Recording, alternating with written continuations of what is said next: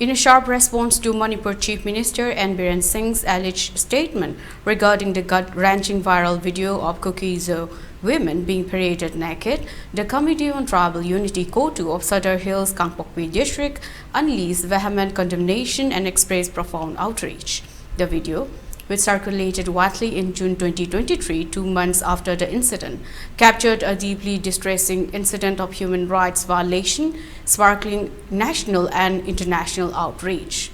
According to Kotu, during the Yuva Sammelan event held in Imphal on April 7,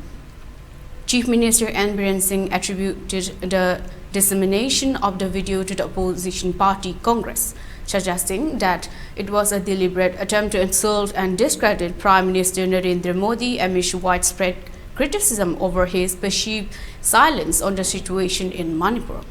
While conveying its wholehearted endorsement of the democratic electoral process of the country, the Sadar Hills Kangpokpi's Kuki-Zo top tribal body implored political parties or individuals alike to refrain and desist from appeasing the general public on the harrowing plight of the minority tribals, especially the Kuki-Zo community, who are the victim of the alleged genocide, as a political scoreboard.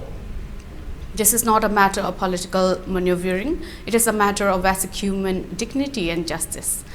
The attempt to deflect attention from the atrocities suffered by the Kuki-Zo women is not only reprehensible, but also underscores a disturbing indifference towards their plight, the committee stated.